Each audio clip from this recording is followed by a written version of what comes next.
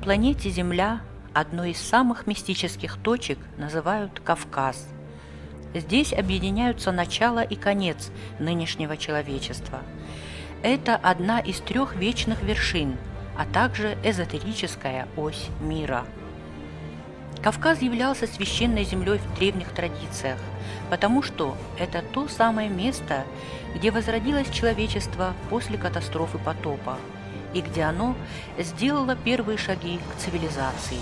С самых древнейших времен центральную часть Большого Кавказа по обе стороны главного Кавказского хребта населяют Ир-ас-Аланы осетины. Эта земля исторически является крупнейшим и древнейшим сакральным центром всего индоевропейского мира. Здесь располагалась духовно-идеологическая зона древнего мира. По плотности расположения в этом регионе архаичных замков, городищ, некрополей, культовых сооружений и других памятников истории и духовной традиции, Центральный Кавказ не имеет аналогов в мире. Только общее количество святых мест, кувандонов, здесь составляет более 1000. С древнейших времен Кавказ привлекал взоры великих завоевателей. Македонские, Наполеон, Адольф Гитлер. Все стремились на Кавказ для того, чтобы завладеть духовными знаниями древних ариев. Кавказ, овеянный легендами и мифами, был родиной мифических героев, легендарных асов. На Кавказе родились русские боги. Их рай, их обитель называлась так же, как и само название осетин – Ир. Кавказским горам был прикован Прометей. На Кавказе жили великие асы скандинавов. Здесь их родина. Время становления духовного мировоззрения осетин своими корнями уходит в глубокую древность, за обозримые горизонты развития человеческой цивилизации свыше 3-5 тысячелетий до нашей эры. После эры похолодания Кара-Макарафыраштак в Кавказской мировой горе, именуемой в нардском эпосе иносказательно Шофьяежапаз, то есть склеп мудрости, нашли свое пристанище достигшие совершенства знаний белых богов асов, нарты. Идеологическое содержание традиционного духовного мировоззрения нартов Ир-ас-Алан издревле основывалось на глубочайших знаниях и знаках-символах Вселенной, представляя собой наполненную философским содержанием высокоразвитую космогоническую систему. Все мировые религии при своем становлении использовали древнейшее духовное учение Ир-ас-Алан, известное нам как Ирон-Нартон-Ахдау. Именно это духовное мировоззрение господствовало в Евразии в эпоху индоевропейского единства народов. В эту эпоху Кавказ выполнял функцию одного из главных сакральных центров легендарного древнего мира.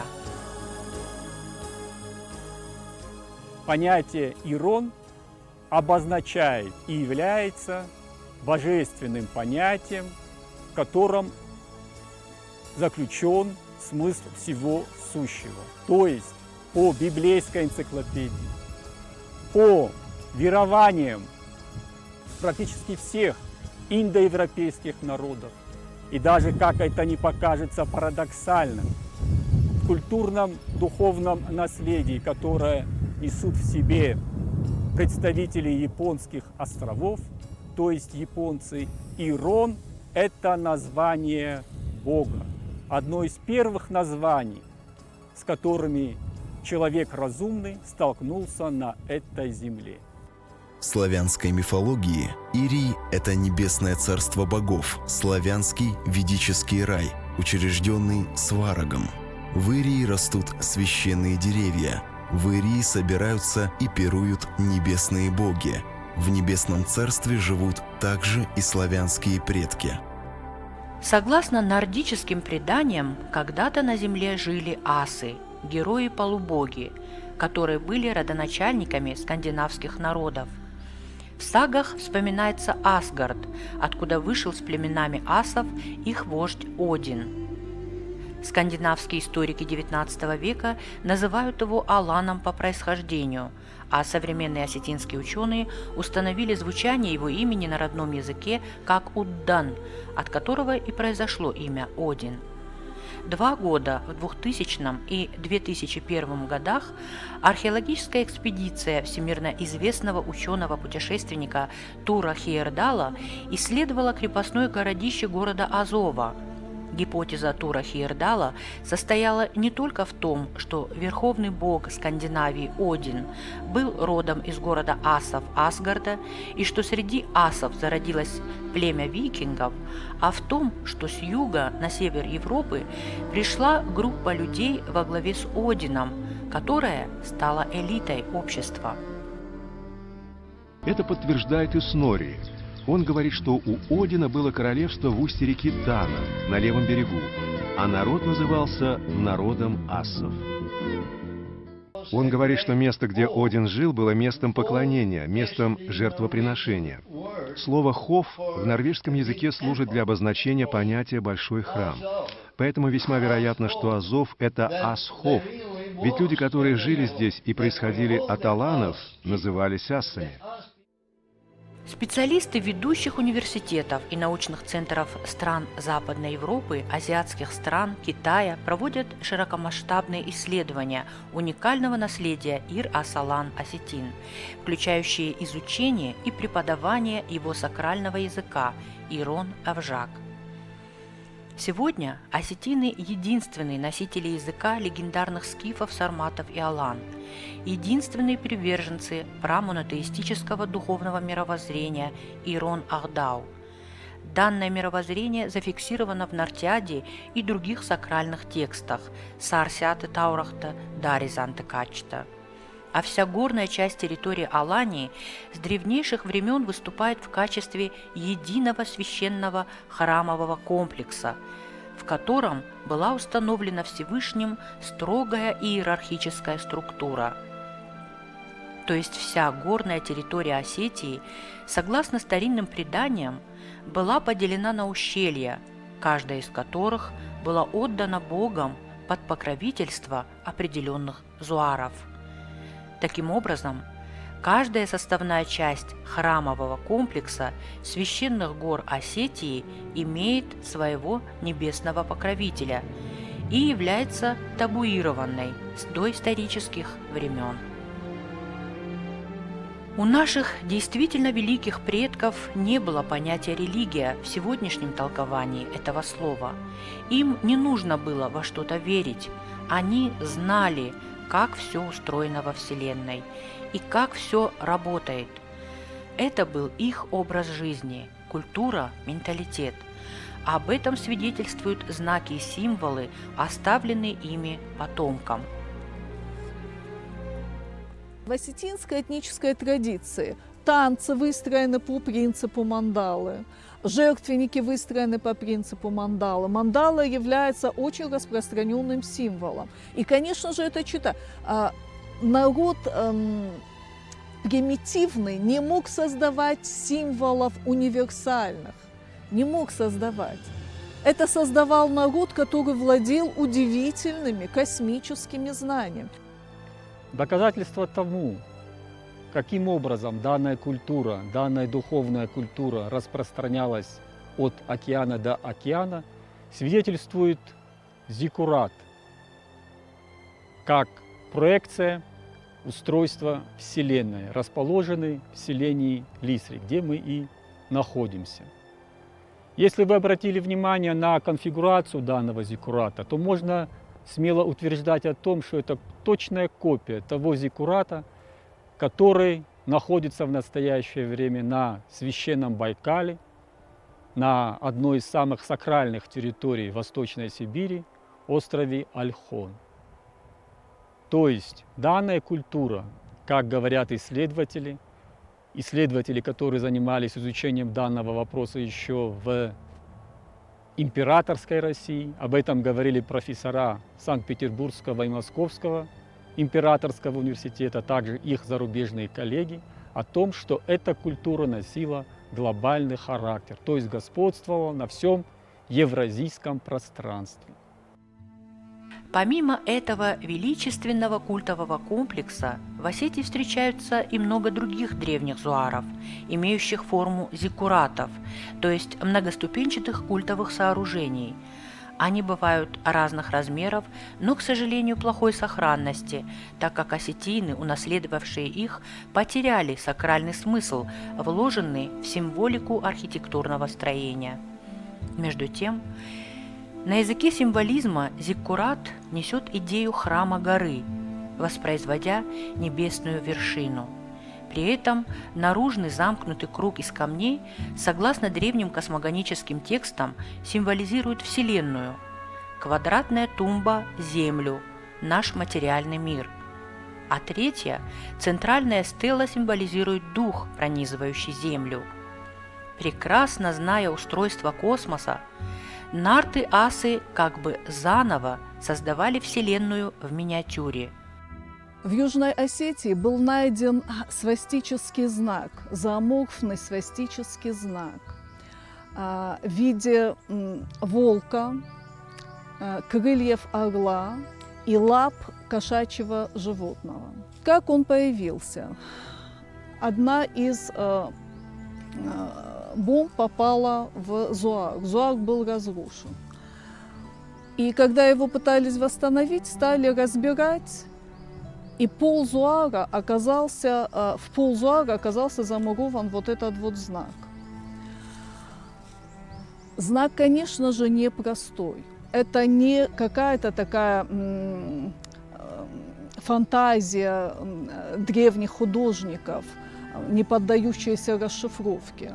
У нас сейчас специалисты могут расшифровать этот знак, потому что все эти зооморфные символы, они поддаются объяснению. Значит, волк в центре свастического знака, изображение волка, это изображение хаоса, потому что волк это символ двойственный. Это и солнечный символ, и хтонический символ. Это изображение хаоса, который преобразуется в светлое начало. Крылья, лапы, значит, вот кошачьего животного, они сами о себе говорят. Но знак интересен еще и тем, что он был мозаичный. То есть, если бы он был статично как-то так изображен, нарисован, но он был мозаичный. А мозаика предполагает изменения. То есть стоит посмотреть под каким-то другим углом, и знак уже смотрится совершенно иначе.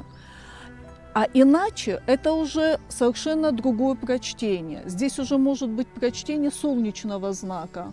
То есть точно так же, как, допустим, бог Аполлон превращался в волка, волк был его священным животным, его мать была волчицей, мать великих ашвинов ведийских также превращалась в волчицу. Все это солнечные божества, это солнечная энергия. Хтон, который превращается в результате свастического движения, превращается в свет. И вот в Зуаре лежало вот это вот чудо, лежала вот эта вот святыня, которая никем не была, в общем-то, видана. Удивительное воплощение символизма можно увидеть и в строении древнеарийского храма-хранителя Рекома. Согласно расшифровке Славы Джанаева, основное сооружение храма Реком – это стилизованный образ дракона, который у ариев не зло, а святая мать-хранительница земных богатств и знаний. Двусторонняя свастика над входом в святилище Реком – это символическое обозначение самого Рекома. Крест в культовом понимании осетин является обозначением света, солнца и оберега. В нижней части двери из фигурных кованых полос образуются ромбики, символы обрабатываемой земли. Выше находятся 4 солярных знака в виде крестов. Птица на консолях – это известный всем арийцам символ фарна, посылаемого на землю к людям в образе сокола.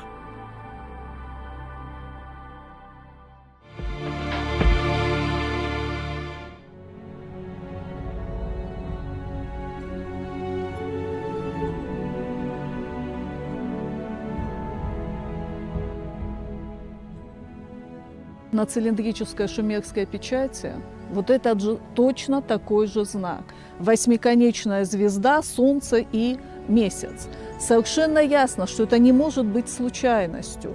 Где Осетия, где Рекум и где Междуречье, где Шумер, где шумерская цивилизация.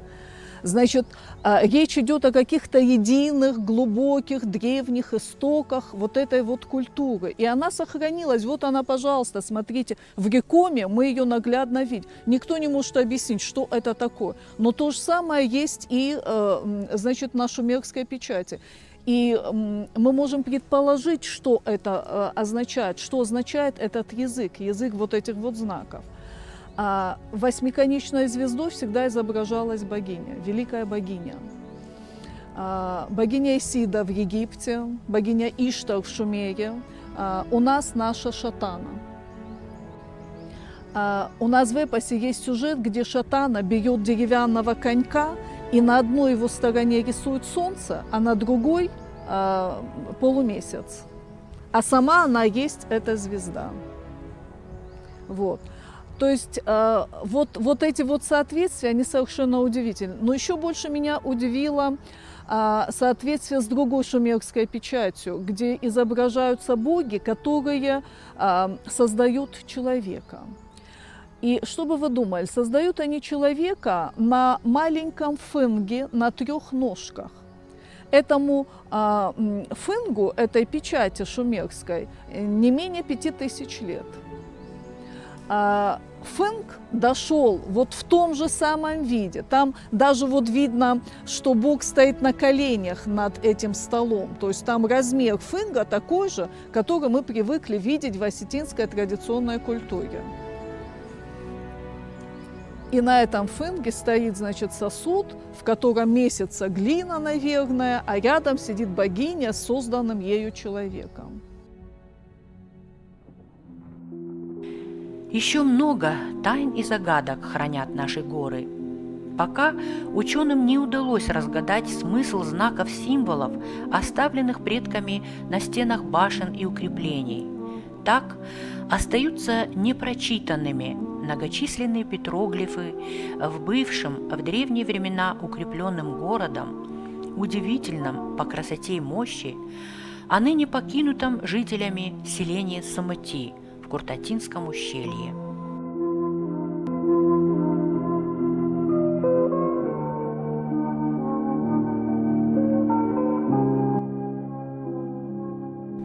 Каменная летопись и удивительные архитектурные сооружения, а самое главное – древнее искусство Кавказа, получившее название кубанской культуры, несут в себе сакральную информацию, зашифрованную в символах. Так, например, широко использовавшийся кубанцами символ свастики уходит корнями в незапамятные времена. Издревле этот символ является солярным или солнечным, символизирующим божественный свет и мудрость.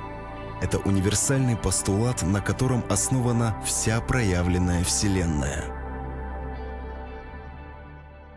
Если брать кабанскую культуру, можно сказать, эти люди достигли совершенства, в общем-то, в изготовлении ремесленного производства, в частности, от бронзы. Настолько удивительные формы, изящные, двояко изогнутые топоры, скажем, орнаментированы всевозможными животными там. Ну, и формы, и композиция, просто все настолько интересно и удивительно. Современные художники смотрят и поражаются, какое там совершенство в этом плане, ювелиры тоже. Что касается, то есть скульптура была на очень высочайшем уровне. Что касается аланских памятников, аланских археологических изделий, тоже я вот веду раскопки 1-5 веков, ранние аланы копаю, Беслане. И там тоже очень много, настолько неяркие вещи, скажем, и этот стиль звериный, он, кстати, идет от скифов, скифы и кабанцы тоже, это все, в общем-то, родственные племена считается. И все это звериный стиль и традиции как раз идут настолько четко и прослеживается и уже в более позднее время, скажем, у алан тоже. А можно ли подвергнуть сомнению высочайший уровень культуры скифов и сарматов, создававших тысячи лет назад шедевры ювелирного искусства, с не просто красивыми изображениями, но самое главное, с вложенным в них глубоким идеологическим и философским содержанием? над расшифровкой сцен и образов которых работают ученые разных стран. А выставки скифского золота в самых крупных городах мира собирают наибольшее количество посетителей и почитателей.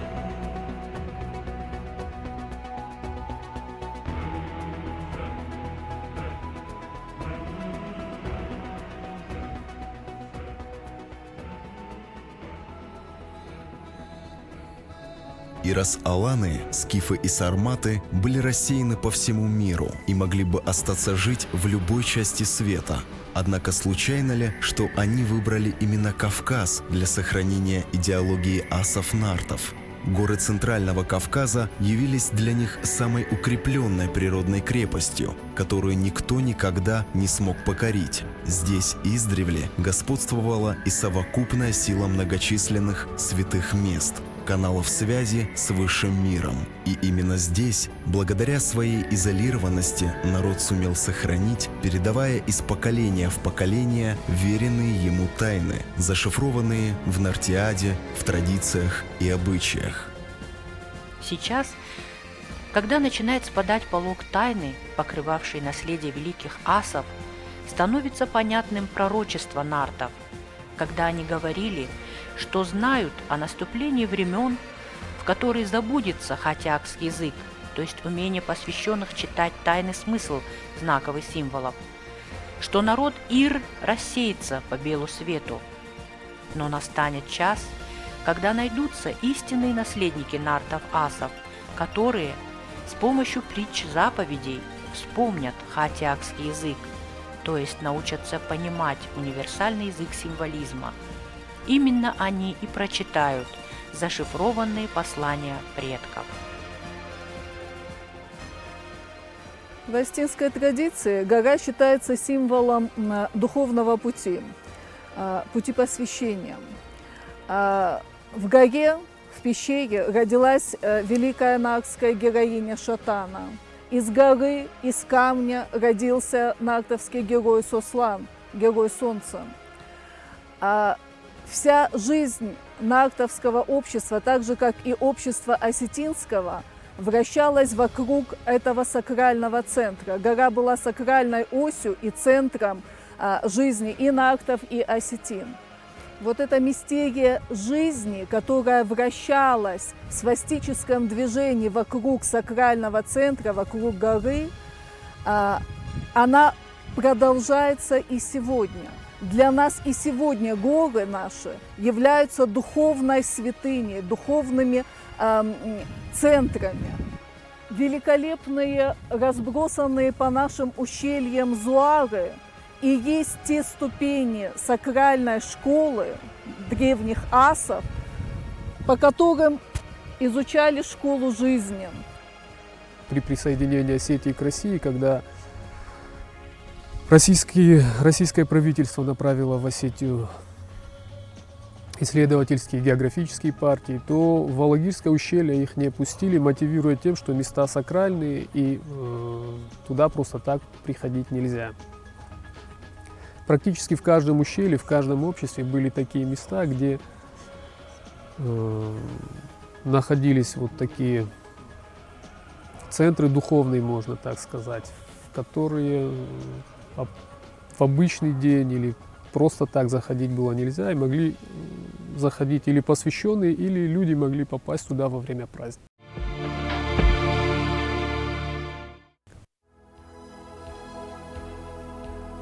Как мы уже отмечали, всю горную территорию Осетии можно рассматривать как единый естественный храмовый комплекс, так как она табуирована ирас-аланами-осетинами с доисторических времен и включает в себя тысячи мест поклонения единому Богу и высшим силам. Поскольку одной из важных особенностей духовного мировоззрения народа Ир является то, что он не возводит рукотворных храмов, божественным храмом для них выступает вся необъятная Вселенная. Поэтому свое молитвословие, обращение к Творцу, народ Ир-Ас-Алан-Осетины по сей день осуществляют на лоне первозданной природы, естественного божественного храма. В Осетии по сей день существуют особо сакральные заповедные зоны, посещение которых не допускается или допускается лишь избранными и в определенное время. Например, особо священными, табуированными являются лесные массивы Шаукома в Мамислонском ущелье, Шаукома-Зорта в Алагирском, город Паухох, Кариухох, Джимара, Хетаджик-Ох и другие. Все это дает основание называть всю горную часть Осетии сакральной территорией. Под сакральной, священной территорией можно понимать часть культурного ландшафта этноса, играющую важную роль в формировании и функционировании его традиционного мировоззрения в процессах этнической самоидентификации. В мире существует немало примеров наличия сакральных территорий в разных странах. Так, например, в конце 90-х годов шаманы Республики Бурятия официально признали остров Ольхон главным святилищем, культовым центром общебурятского значения. Классическим примером священной территории выступает Ватикан. В Греции Святая гора Афон почитается как земной удел Богородицы. Сакральной территорией является Лхаса, бывшая столица независимого Тибета. В этом отношении Монголия обладает уникальным опытом, поскольку именно здесь сакрализации территории придан государственный статус. Первая официальная сакрализация горы Богтхан была проведена в Монголии в 1778 году по инициативе монгольской знати, а в 1995 году данная церемония была утверждена указом президента Монголии. Церемония государственной сакрализации представляет комплекс мероприятий, обрядов, ритуалов, относящихся к ламаизму и шаманизму. После совершенных обрядов в отношении горы закрепляется ряд табу.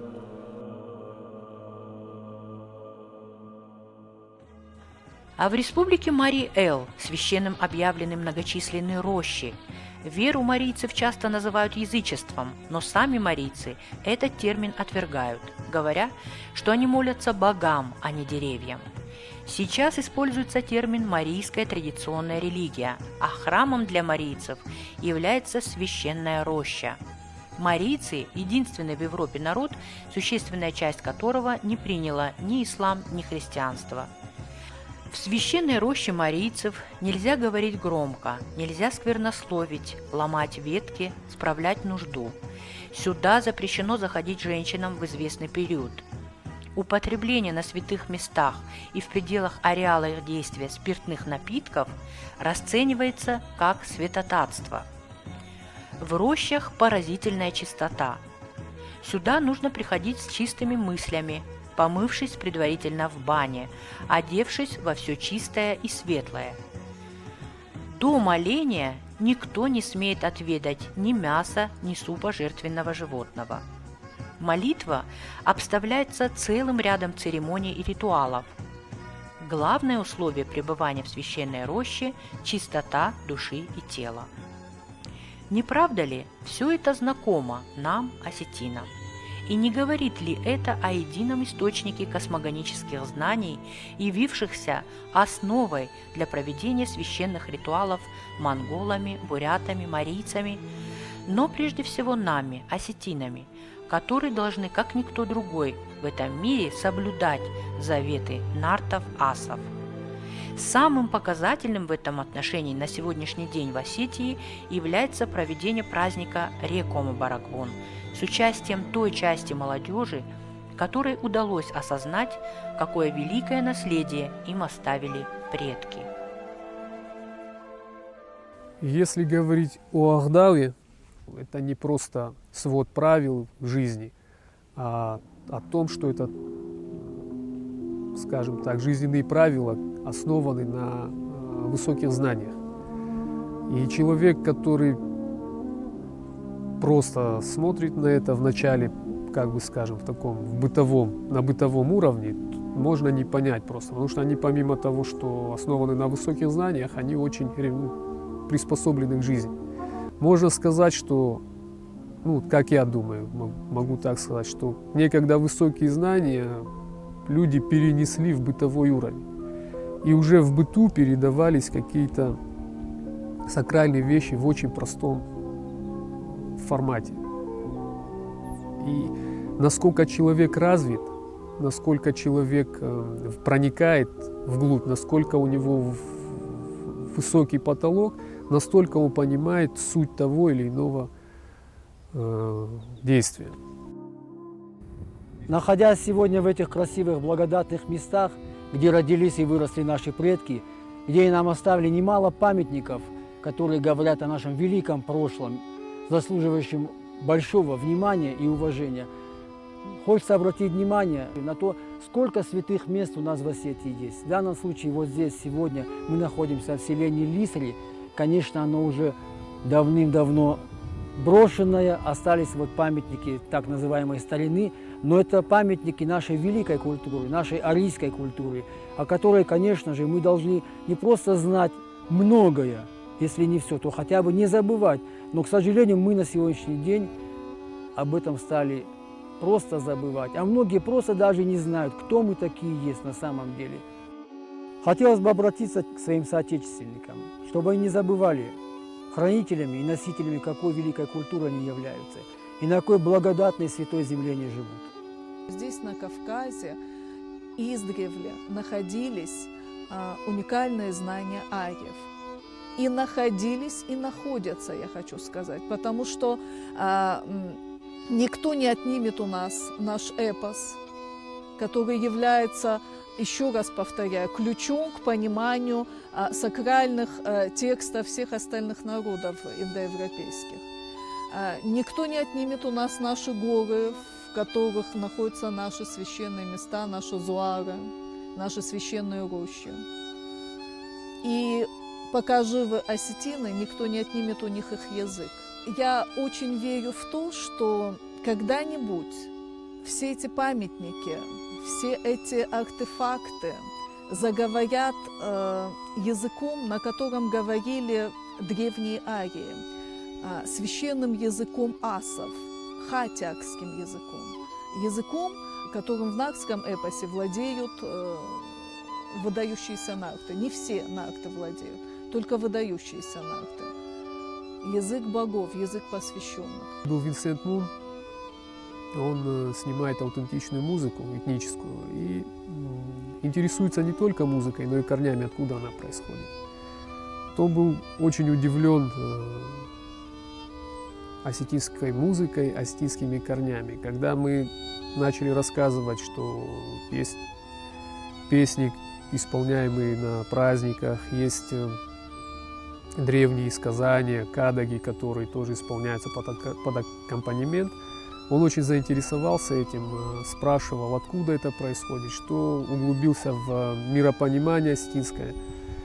И был очень поражен как самой музыкой, так и тем, откуда она появилась, корнями. То есть вот настолько он был поражен, что отклонился от графика, задержался здесь еще на несколько дней и объехал с нами праздники, проходившие на тот момент.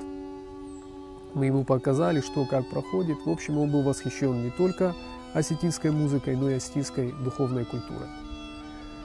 Говорил о том, что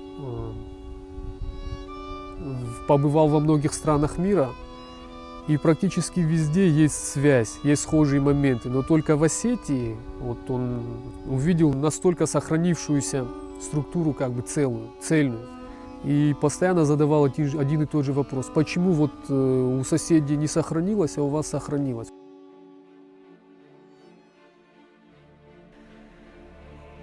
Подводя итоги, отметим, что и музыка, и танцы, и устное народное творчество, и традиции, и обычаи, а самое главное, многочисленные святые места – все это великое наследие нартов.